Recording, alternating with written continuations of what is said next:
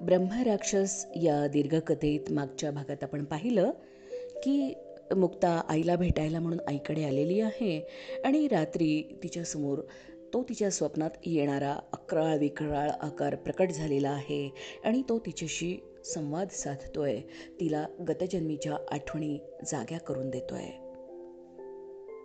आपण पाहूया पुढे काय होतं. आज आपला हा ब्रह्मराक्षसचा शेवटचा भाग आहे. वस्तुतः मी सांगितलं होतं पहिल्या भागामध्ये की ब्रह्मराक्षसच्या 21 भाग असतील म्हणून, आणि त्यानुसार सुरुवातीला मी जसं लेखिकेने लिहिलं आहे त्यानुसार आणि तितकाच भाग वाचत होते. पण मला काही जणांचा फीडबॅक मिळाला की खूप लहान होतो आहे भाग, थोडासा मोठा करा. म्हणून मी माझ्या घरचं नरसिंहाचं नवरात्र संपल्यानंतर 2 भाग एकत्र करून भाग वाचायला सुरुवात केली. त्यामुळे आपण 16 भागातच ही कथा संपवतो आहोत आणि त्यानुसार आज आपण ऐकूया शेवटचा भाग. पाहूयात कथेचा शेवट नेमका काय होतोय आणि मुक्ताचं काय होत आहे. सगळ्यात महत्त्वाची एक गोष्ट तुम्हाला सांगायची आहे की मेघना जोग चाफेकरने अत्यंत सुंदर अशी ही कथा लिहिलेली आहे, दीर्घकथा लिहिलेली आहे. आणि जसं आपण वेबसिरीज बघतो सीझन 1, सीझन 2, सीझन 3, तसंच तिने हा सीझन 1 लिहिला आहे कथेचा, असं समजायला हरकत नाही आहे. आणि अगदी हीच कथा कंटिन्यू जिथे संपली तिथूनच पुढे तिने दुसरी कथा लिहिली आहे, ती पण दीर्घकथा आहे. आणि काही दिवसांनंतर वेगळ्या काही कथांचा आपण आस्वाद घेऊया आणि त्यानंतर मी तो पण सीझन 2 असं समजूयात आपण. पण ह्याचाच एक्सटेंडेड जो भाग असेल कथेचा तो आपण वाचायला घेऊयात आणि आपण नक्कीच ऐकूयात. ते पण खूप सुंदर लिहिलं आहे मेघनानी. तर मेघना, खूप छान लिहिलं आहेस तू. Thank you very very much. ऐकूयात आपण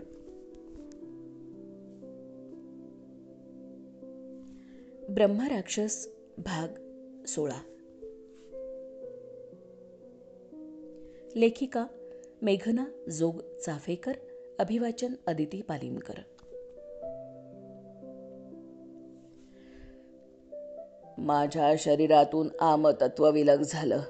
शरीर संपलं पण उरलं ते मन, ज्यात होती ईर्ष्या, होता द्वेष, अहंकार, संताप आणि मुख्य म्हणजे मी कामाच्या अंतिम पातळीवर असताना मृत्यू पावलो.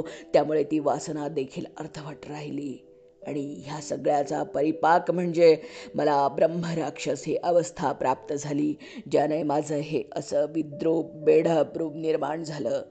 कारण हे सगळे षड्रिपू असले तरी माझी कशी का असेना उपासना होती. त्यात मी एवढ्या मोठ्या उपासकाचा मुलगा, त्यामुळे माझी उपासना माझं शरीर संपलं असलं तरी सोबत होतेच आणि त्यासोबत होते ते षड्रिपू.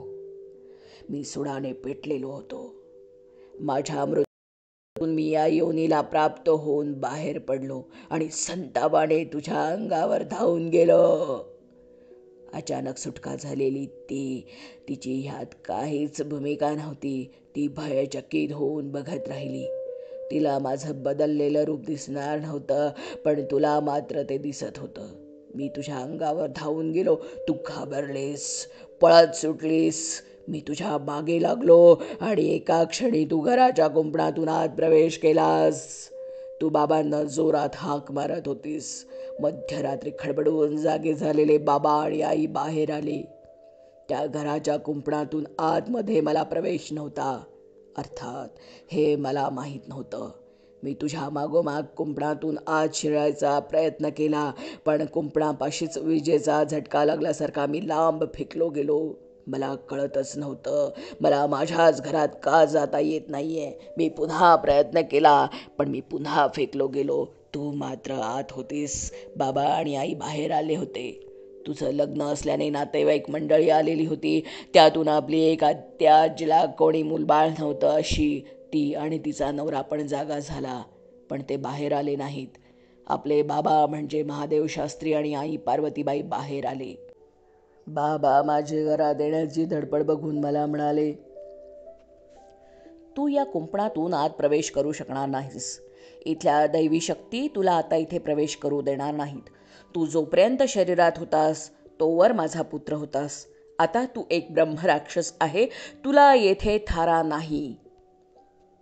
मी खूप चिडलो होतो. अपमानाने संतावाने पेटून उठलो होतो. मी जोरात ओरडून बाबांना म्हणालो, मी सोडणार नाही तेजूला. हिने मला मारलंय. माझ्या प्रत्येक सुखाच्या आड आली ही. हिचं आयुष्य उद्ध्वस्त करून टाकेन मी. मृत्यू पावलो असलो, ब्रह्मराक्षस झालो असलो तरी मला त्या अवस्थेच्या प्राप्तीमुळे माझ्या ठायी निर्माण झालेल्या नकारात्मक शक्तींची जाणीव अजून झाली नव्हती. सामान्य उपासक माणसापेक्षा तब्बल 12 वर्ष जास्त होती माझी ताकद. अर्थात ती मला अजून कळली नव्हती. बाबा तेजूकडे वळले, तिला म्हणाले, काय केलंस तू हे? कुठलं पातक माथी मारून घेतलंस बाळा?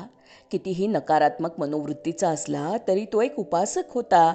त्याची स्वतःची उपासना होती आणि त्याच्या हत्येचं पाप स्वतःच्या माथी लावून घेतलंयस तू. मी सांगितलं होतं तुला नदीसारखं आयुष्य बनव. कचरा आपोआप बाजूला होतो त्याची वेळ झाली की. तू का मध्ये आलीस? का करते पण लावून घेतलंस? तुझं लग्न झालं असतं, तुझा संसार आणि अध्यात्म अव्याहत सुरू राहिलं असतं. त्यावर तू बाबांना म्हणालीस, पण त्यानं अघोर साधना करून सर्व काही मिळवलं असतं तर?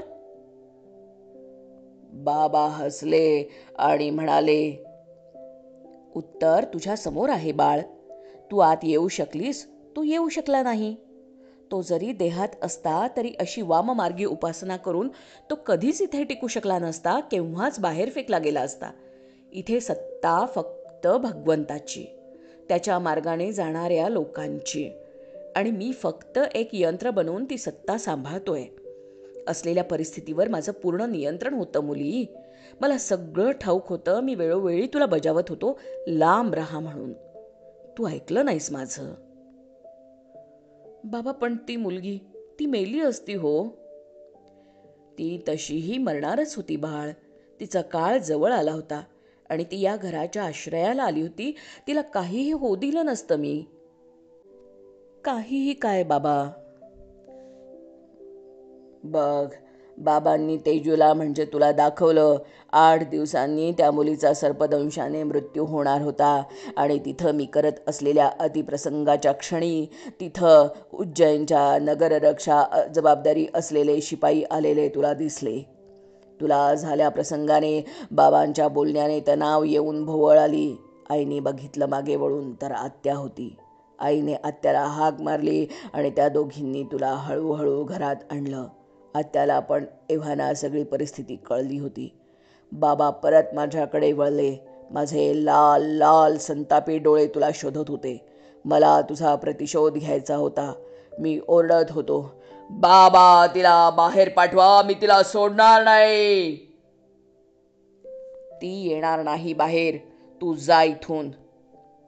मी नाही जाणार. मला बदला हवाय, मला बदला हवाय. मी सोडणार नाही हिला अशी. माझं आयुष्य उद्ध्वस्त केलंय हिने. या कुंपणाच्या आत तुला प्रवेश नाही. बाबा असं म्हणून मागे वळले. मी जरी बाहेर असलो तरी मला घरातील सगळं स्पष्ट दिसत होतं. हळूहळू मला माझ्या त्या अवस्थेच्या असलेल्या शक्तींची जाणीव होऊ लागली. माझं कलेवर घरी आणलं गेलं. माझे दिवस कार्य बाबांनी केले. मला पुढची गती मिळणं शक्यच नव्हतं, कारण मी भडकलेलो होतो तुझ्यावर. मला बदला हवा होता आणि तो मी घेणारच होतो. तुझं लग्न लांबणीवर पडलं. त्यात 8च दिवसात त्या मुलीचा देखील सर्पदंशाने मृत्यू झाला. कितीही गुप्तता बाळगली तरी व्हायची ती चर्चा होतेच. पण बाबांचे नाव आणि त्यांची सात्विकता कामाला आली आणि माझ्या मृत्यू प्रकरणी कोणी फार चर्चा केली नाही. पण मला मात्र तुला सोडायचं नव्हतं. मी सुडाने पेटलेलो होतो आणि माझ्या हत्येचं पातक देखील तुझ्या माथी होतंच. त्यामुळे मी तुला छळू शकणार होतो. मी तुला छळू शकणार होतो आणि मी तुला छळणारच होतो. माझं सगळं दिवस कार्य आटोपल्यावर घरात मी आणि ती मुलगी असे एकामागोमाग 1-2 मृत्यू झाल्याने बाबांच्या मित्रांनी लग्नाला नकार दिला. तुझं लग्न मोडलं. ब्रह्महत्येचं पातक आणि त्याचे परिणाम दिसायला लागले होते. तुझं सगळं तेज लोप पावलं होतं. त्यात एक दिवस बाबांनी तुला बोलावून घेतलं. बाबांनी तुला म्हटलं, जे हत्येचं पातक तुझ्या डोक्यावर घेऊन तू वावरते आहेस ते फेडायला तुला 2 जन्म लागतील. हे 2 जन्म तुला तो अनन्वित त्रास देईल. 3ऱ्या जन्मात देखील हा तुला लहानपणापासून त्रास देईल. पण तू तरुण झाल्यावर मला, तुझ्या आईला पुन्हा एकदा भेटशील आणि त्यावेळी तुझी उपासना पूर्ण होईल. तू माझ्या आध्यात्मिक उपासनेची अधिकृत वारसदार होशील. कित्येक लोकांना तुझा आधार होईल. तू सगळ्यांची माता होशील. पण त्याआधी हा उरलेला जन्म आणि अजून 2 जन्म तुला प्रचंड त्रास काढावा लागेल. तुझं लग्न होणार नाही. तू उद्या तुझ्या आत्या आणि काकांसोबत त्यांच्या गावी जायला निघणार आहेस. आता तू कायम त्यांच्याकडेच राहशील. दिलेली उपासना नीट करत राहा. कितीही त्रास झाला, माझ्या रक्षेचं कवच तुझ्या भोवती सतत असेल. नुकसानीच्या उंबरठ्यावर जाऊन तू परत येशील. ज्या मुलीला तू वाचवलं आहेस ती तुझी परमशिष्या होईल 2 जन्मांनी. तुझी आध्यात्मिक पार्टनर असेल ती. तुझी लीला सहचर असेल ती. मी आणि आई आता वानप्रस्थाश्रम स्वीकारून हे घर बंद करून वनात निघून जाणार. देहप्राप्त गतीने आम्हाला मृत्यू येईल आणि तुझ्या 3ऱ्या पण आमच्या लगेचच्या 2ऱ्या जन्मात आम्ही तुला परत भेटू. तुझे हे 2 जन्म होईपर्यंत आम्हाला पुनर्जन्म नाही. ही आपली शेवटची भेट समज. ग्रंथातील ज्या प्रकरणामुळे हे सगळं घडलं ते प्रकरण बाबांनी नष्ट केलं. जरी सर्व प्रकारच्या उपासना पद्धतींचा त्यात समावेश असला तरी ज्या काळभैरवाची बाबांनी मनोभावे सेवा केली त्या काळभैरवाचेच नाव बाबांनी त्या ग्रंथाला दिले, काळभैरव तंत्र. बाबांनी तो ग्रंथ देवळात नेऊन ठेवला आणि तिथल्या पुजारपदाचा भार 2ऱ्या शिष्यावर सोपवला. त्यांना परंपरागत सांगून ठेवायला सांगितलं की ह्या ग्रंथाची ओळख पटवून जर कोणी घ्यायला आलं तर त्याला द्या. बाबांनी या जन्मात ओळख पटवून तो ग्रंथ पुन्हा एकदा ताब्यात घेतला, ज्याला तू पहिल्यांदा या जन्मी बाबांच्या घरी गेलीस तेव्हा स्पर्श केला होतास. तुला तू केलेली चूक आता 2 जन्म भोगावी लागणार होती. अत्यंत जड अंतःकरणाने तू तुझ्या आईबाबांचा निरोप घेऊन आत्या आणि काकांसोबत त्यांच्या गावी निघून गेलीस. तिथेही मी तुला सतत त्रास होईल हे बघत राहिलो. माझे पुण्याई मला तब्बल तुझे 2 जन्म तुला त्रास द्यायला मदत करणार होती आणि मी तो दिला. तुला मागचे 2 जन्म मी अनाथ म्हणून जगायला भाग पाडलं. कुठनंही तुला आधार मिळणार नाही. तू कायम तणावाखाली, कायम एकटी राहशील याची मी सतत सोय केली. तुला अत्यंतिक त्रास 2 जन्म मी दिला. 3ऱ्या जन्मात तुझ्या बाबांचा म्हणजेच त्या जन्मातल्या तेजूच्या आत्याच्या मिस्टरांचा मृत्यू झाला आणि माझी उपासना संपुष्टात आली. मी ठरवून देखील तुला काही त्रास देऊ शकायचो नाही. मग मी तुला स्वप्नात भिववायला सुरुवात केली. मला विकृत आनंद मिळायचा त्यातून. तुझी आत्ताची आई म्हणजे आपली आत्या, ती पण बाबांचीच बहीण, त्यामुळे तिला मी फार त्रास देऊ शकलो नाही. हळूहळू मला या सगळ्याचा वीट यायला लागला. माझं आकारमान, बेढबरूप आणि सगळंच. मला यातून मुक्ती हवी होती. मला नव्यानं सुरुवात करायची होती. मला या सगळ्यातून बाहेर यायचं होतं. पण कसं? जी माझ्या या अवस्थेला कारणीभूत ठरली तीच माझ्या या अवस्थेतून मुक्तीला देखील कारणीभूत होईल. हे बाबांचं वाक्य मला अचानक आठवलं. तू मोठी झालीस, डेप्युटी कलेक्टर झालीस, बाबांना परत भेटलीस आणि माझ्या मनात आशा पल्लवित झाली की मी ह्यातून बाहेर येऊ शकेन का. आणि मग काल तू इकडे यायला निघाल्यावर कधी नव्हे ते बाबांनी माझं घरात आवाहन केलं. हो, तीच ती वास्तू होती जी आज कलेक्टर निवासस्थान होती, जिथे आपण राहायचो. मी गेलो. मला कोणीही अडवलं नाही. बाबांनी मला विचारलं, काय मग? काय विचार आहे? आता तुझं पुण्य संपलं. आता तिला हात लावशील तर मी तुला बद्ध करून इथल्या पिंपळावर ठेवीन. इतके दिवस स्वतःची पुण्याई खर्च करून तिला त्रास दिलास. आता काय करणार आहेस? पण मी त्या आधीच पश्चाताप दग्ध झालो होतो. मी बाबांच्या पायावर लोळण घेतली, त्यांच्याकडे या अवस्थेतून मुक्तीची याचना केली. मग बाबांनी मला सांगितलं, सगळ्या पापांची कबुली तुझ्यासमोर दे, मगच तुला मुक्ती मिळेल. आणि त्याच क्षणी मुक्ता देखील ह्या पापातून मुक्त होऊन तिला पूर्वीची संपूर्ण उपासना आणि तेज प्राप्त होईल. म्हणून मी तुझ्यासमोर आज असा आलो आहे. मला क्षमा कर ताई. ज्या मुलीवर मी अतिप्रसंग करायचा प्रयत्न केला ती तुला भेटेल 1-2 वर्षात. बघता क्षणी ओळखशील तू तिला. तू माफ कर मला ताई, तू माफ कर मला ताई. केलं रे बाळ, केलं. क्षमा केली. आता तू तुझ्या पुढल्या गतीला जावास म्हणून मी बाबांकडे प्रार्थना करते. मुक्ताने सदाशिवपंतांना मानसिक संदेश पाठवायला सुरुवात केली. हो, मुक्ता मुक्त झाली होती. तिच्या सर्व उपासना तिला परत मिळाल्या होत्या.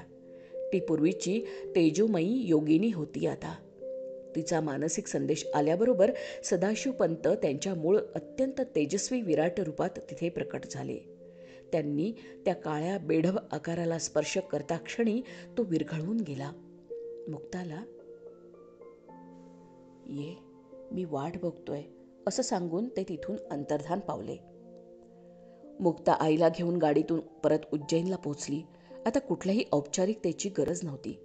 ती हक्काने तिच्या बाबांच्या घरी आत्यासह म्हणजेच तिच्या या जन्मातल्या आईसह येऊन पोचली. आणि काही दिवसांनी मुक्ताची उपासना पूर्णत्वाला आल्यावर एक दिवस सदाशिवपंत आणि ती देवघरात असताना सदाशिवपंतांच्या हृदयातून एक दिव्य ज्योत निघाली आणि ती मुक्ताच्या हृदयी विराजमान झाली. मुक्ताला सदाशिवपंतांनी स्वतःच्या गादीवर बसवलं आणि मुक्ता खऱ्या अर्थाने मुक्त होऊन आध्यात्मिक राज्यातील अनभिषिक्त सम्राज्ञी झाली. अनभिषिक्त सम्राज्ञी झाली. अनभिषिक्त सम्राज्ञी झाली. ब्रह्मराक्षस ही दीर्घ कथा समाप्त. या कथेचे एकूण 16 भाग आहेत. कथा लिहिली होती मेघना जोग चाफेकर हिने आणि अभिवाचन केलं होतं मी, अदिती पालीमकरने. पुन्हा भेटूयात एका अशाच सुंदर नवीन कथेसह. लवकरच भेटूयात. धन्यवाद.